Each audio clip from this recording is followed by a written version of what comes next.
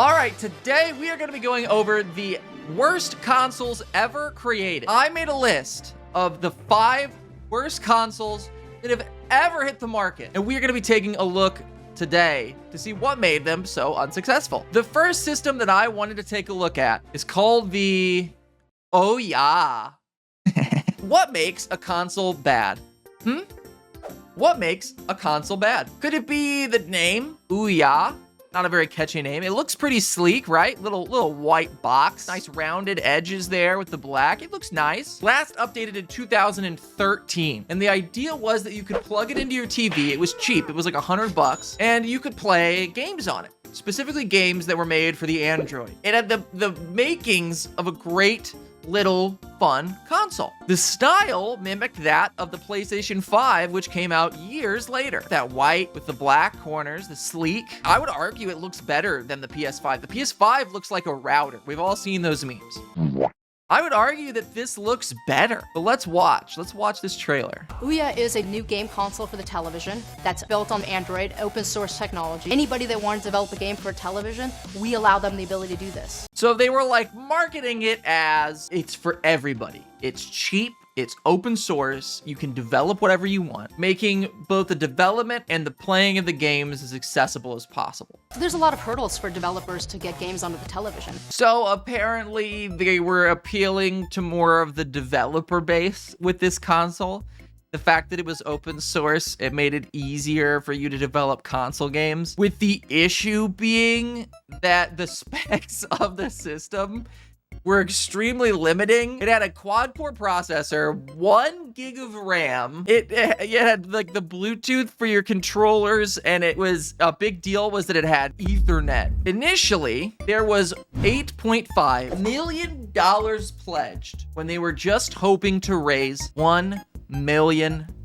And with only 63,000 backers, that's pretty good. But it sucks because it was just Android gaming. And as you may know, Android's games, specifically just like any mobile game, tends to be lacking, especially in 2013. It looks like iPad games. Oh, we can play Puddle? No way. The graphics on this one actually look pretty good. A nice physics engine type game. What else? Oh, Scratch. Sick. Ouya is the fart of video gaming, and he felt so passionate about this. He said it that many times. Why did people just spam a fart more like an unexpected shart after a bean burrito binge? 4 years later, and I still haven't received any of the items I pledged. No way. People just didn't receive the console. Ouya is unarguably an absolute failure. But you know what one we all had hope for, and I was shocked didn't do well when I read about it forever ago? The Soulja Game. The Soulja Game was a game console released by Soulja Boy, or at least endorsed by Soulja Boy. It was released in December of 2018. There was a console version and a handheld version. Does it look like another console you know of that was out in 2018?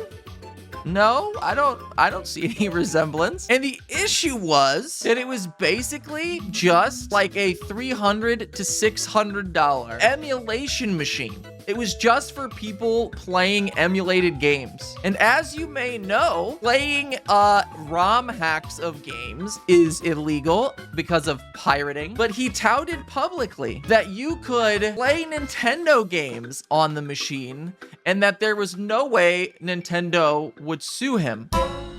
He got sued by Nintendo. In a previous interview with Rolling Stone, Soulja Boy said, "Honestly, I feel that everything is 100% legit and there will be no reason for any legal ramifications or anything like that." What do you mean? You're stealing people's games, putting them on your rip-off console, and then you have no idea where this isn't absolutely pirating? So anyway, that was an absolute failure. But don't worry, this was not the only console that Soulja Boy would ever come out with, and I know you were worried. Enter TRDR Pocket, which, if I'm correct, was like a startup that Soulja Boy decided to buy, releasing the TRDR Pocket 4G #Soulja Game. Look like any system that you know of, but like significantly worse somehow. It is priced at $200, Or I've now been informed 0.119 ETH, you can buy it for Ethereum. And it says that you can get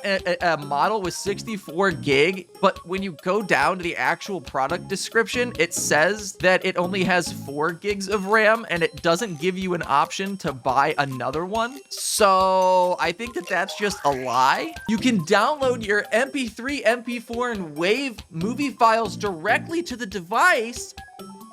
And what do you think this one runs? Android. It's just running a phone OS. You can play Android games on it. It is the Ouya, but $100 more expensive and sponsored by Soulja Boy, but you can buy it with Ethereum. Those are more recent examples. One of the worst consoles I found in my research was something called the Apple Pippin. Did you know that Apple was going to release a gaming console?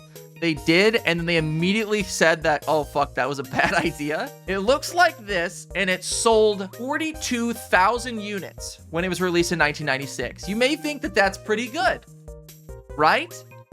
No, because the N64 that was also released in 1996 sold between 350,000 and 500,000 units in just the first 3 days. The Pippin sold those 42,000 units between when it was released and when it discontinued the device the next year. So in the whole year that it existed, the Pippin sold 90% less consoles than the N64 did in the first 3 days.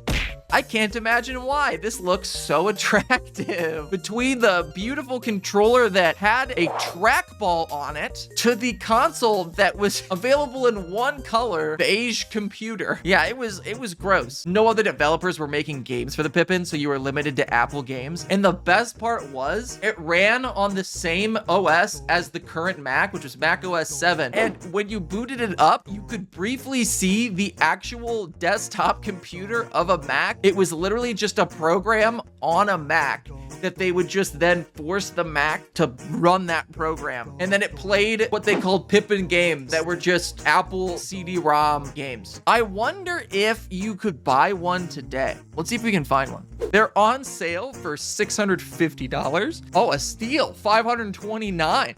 Could this even run today? Pippin apples? No, I don't want, not to. And finally, arguably the worst but most recent console to date hasn't even been released yet. Arguably the worst one is the KF console. But rather than tell you about it myself, I would like to show you the trailer. There's a reason mankind didn't peak with the discovery of fire or the invention of the wheel. It's a feeling inside all of us that compels us to go further, reach higher, Inspirational. dream of ways to achieve the unachievable. This is like that Coinbase ad that played during the Super Bowl. And that gaming consoles are made to evolve. Welcome to the next level in gaming innovation, the KF console.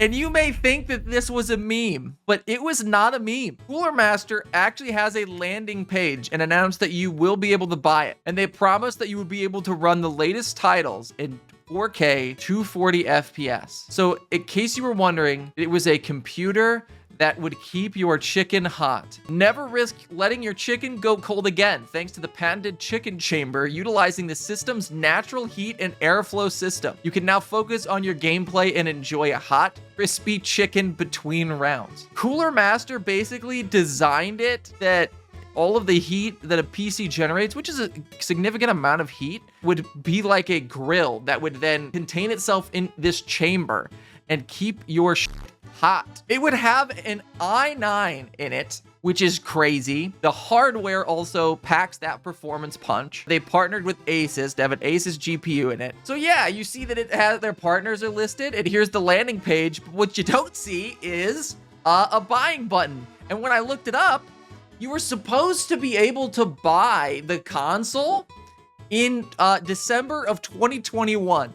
And as of recording this, it is not 2021, it is 2022. We are halfway through 2022, and there's no word on when I can buy my KF console. And that is why it is, in my opinion, the worst of the consoles, because at least at the end of the day, when it promised you junk, it gave you junk. This one promised you hot and ready chicken. And what are you left with? Much like KFC themselves, you are left with greasy fingers, an upset stomach, and regret. And that is why the KF console is, in my opinion, the worst console. Let me know in the comments down below what you thought the worst console was, or if I missed any that you think should be in the next video. As always, feel free to like and subscribe. Be sure to check out my Twitch. I go live right after the video drops at 12 p.m. Central. That being said, as always, I still don't know how to edit a video, so I guess just peace.